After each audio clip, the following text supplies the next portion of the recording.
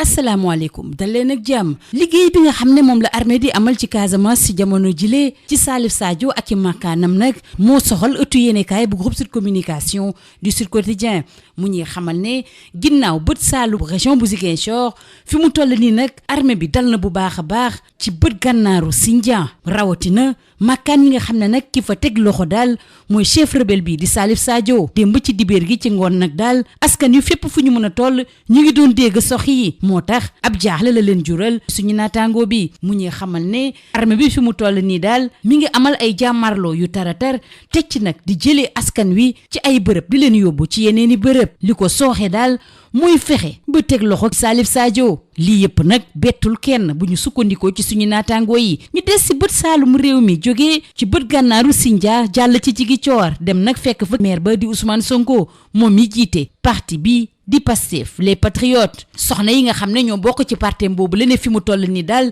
dafa doy sëkk dal bi nga xam ne moom la ñuy dal ci ki nga xam ne moo leen jiitee nee nañu daal ñoom dañuy taxaw temm ngir aar ko bu baax a baax ci Sédhiou bi mu ne woon ki jiite kuréel bi ëmb jigéen ñi bokk ci Pastef les patriotes daal dafa tëgg ci table bi ne doy na sëkk ñu des ak ki jiite jigéen yooyu la bokk ci Pastef les patriotes ak tribune mu ñuy xamal ne Ousmane Sonko mi ngi diiranteeg mbagg bu baax a baax nguuru Sénégal jëmale ci doyen des juges dal bu baax a baax ci yoonu Sénégal teg ci ne daal datul sax demante nag ci kanamu yoon di fa siife kayit bu mun a doon xelam dalul benn yoon ci doyen des juges ndax moom daal dafa far Ousmane Sonko di xamle ne saa yu ko soobee mun naa génn réew mi maanaam daal tukki ñu des ak Ousmane Sonko ak le mandat bii ne daal dal na bu baax a baax ci président Macky Sall ci mbiram ak Adji Sarr wàllu mairie bu Ziguinchor bi muy jiite ak it rébellion ba am ca Casamance. suñu naataango yi di ñu xamal ne ministère affaires étrangères leeral na bu baax a baax jëmale ci passeport diplomatique bu Ousmane Sonko. ñu wax ba tey ci wàllu politique ak waa Grand Place bi si jox kàddu gi kii di Bougane Gueye Dany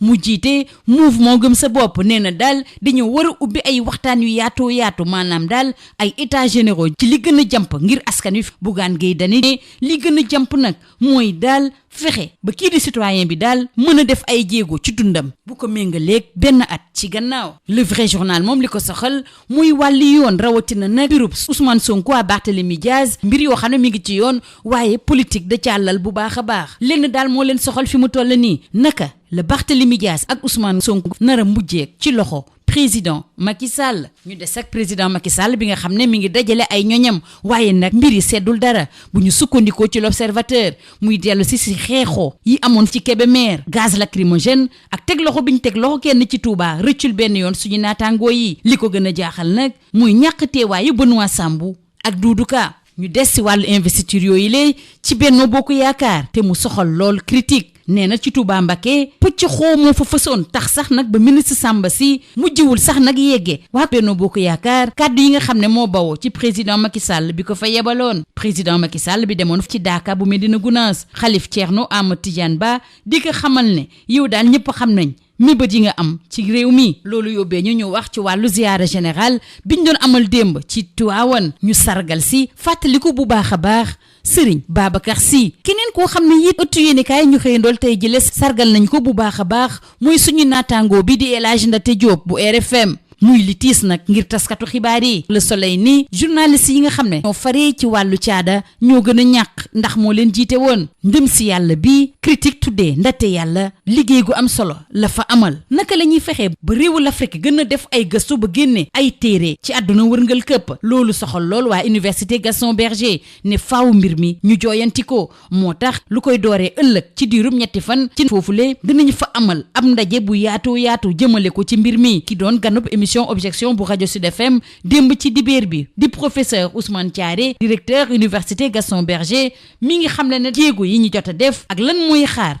gëstu ci l'Afrique moom lañ nar a waxtaanee ñu waxtaane leneen ak Le Soleil moom nag li ko jaaxal mooy niveau jàngalekat yi daal wàcc na bu baax a baax suñu réew mu dellu si ci li ko waral samp ab laaj ndax mbir mi war nañoo tiital am déet. Libération nag li xew fële ca Kédougou tiital na ko jaaxal ko lool tuuti tànk bi di Laasana anam bi mu réeree moo jaaxal ñëpp ndax mi ngi woon seen kër ci fukki fan ci weeru mars bi 11h ci guddi jotee daal tuuti tànk bi nga xam ne juróom-ñaari weer la am daal moo réer mër ay mbokkam l'enquête bi gendarme yi di amal ñi gën a bàyyi xel mooy ay jege ñaaleem wàllu tàggat yaram dañu koy door ak waa SAD bi nga xam ne Sadio Mané da leen dénk ne leen rek moo ko soxal mooy gagné coupe du monde bi ñu jàll ci beneen gaynde muy Kalidou Koulibaly ak waa record di waxtaane diggante Crystal Palace ak Man City Kouyaté moo fay teewal Sadio SAD du waxtaane it Ligue 1 sénégalaise bi Casa daal jëlee na ci place bu njëkk bi Guédiawaye football club Génération Foot bi nga xam ne moo nekk ci bopp bi day xaarandi nag li nar a tukkee ci jongante ci diggante Snaps ak Jaraaf tey ji ci altine gi record it waxtaane na wàllu basketball Duc mi ngi ci ay jafe-jafe ndax talaata daal match bi mu nar a amal ci diggam ak Salé daal moo ko desee ñu jeexale kooku wàllu lomb ak sunu lomb bi waxtaane jàkkaarloo bi amoon bërki démb ci diggante Bombardier ak Eumeu xeex bi jëmale ci xarfa fuufa yi moom door na ba noppi ca Walfadjri bi nga xam ne fa lañ doon amal boobule jàkkaarloo ku ne am na loo yoroon sa loxo di ko joxoñ sa moroom wante it daal ku nekk fexe nga daal bu budee am na lu ñu fa defoon ngir mu dal sa kaw bañ a antu lii moo gënoon a fës ci ëttu yéenekaay yi ñu xëyandool ñu yendoog jàmm. Bonjour, opération de sécurisation à Casamance, l'armée à l'assaut de Salif Sadio. C'est le titre qui barre la une de Sud Quotidien. Après le sud de la région, l'armée sénégalaise lance l'assaut au Nord Sindian, dont les bases rebelles contrôlées par le chef rebelle Salif Sadio. La zone a vibré toute l'après-midi du dimanche au rythme des tirs à l'arme lourde qui ont fini de plonger les populations dans la psychose totale, renseigne le quotidien du groupe Sud Communication.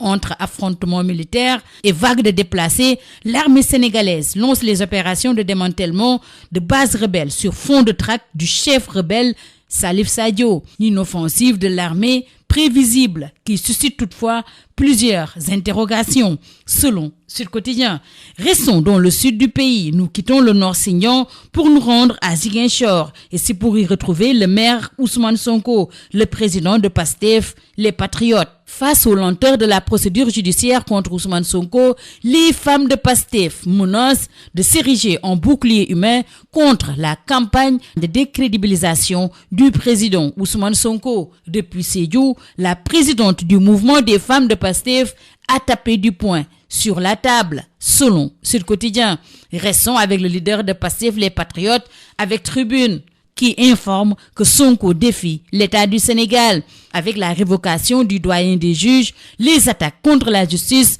et le refus de signer. Le leader de PASTEF déclare, je cite, « Je refuse le doyen des juges qui est partisan. Je ne signerai plus et je peux voyager quand je veux », ajoute Ousmane Sonko. Affaire Sweet Beauté, mairie de Ziguinchor et rébellion à Casamance, Sonko désigne Macky Sall, informe le mandat. Alors que Tribune revient en détail sur les précisions du département des affaires étrangères concernant le passeport diplomatique de Ousmane Sonko. Place à présent à Wa Grand Place qui donne la parole à Bougane Gueye Dany qui plaide pour des états généraux des priorités. Et la priorité selon Bougane Gueye Dany, le leader du mouvement Gëm Sa Bopp, est que le citoyen puisse réaliser ce qu'il ne pouvait réaliser il y a un an. La justice à l'épreuve des dossiers Sonko et Barth des affaires politico-judiciaires, selon le vrai journal, pour qui la justice est dans l'œil du cyclone. Le sort des deux opposants les plus farouches au régime de Macky Sall est entre ses mains.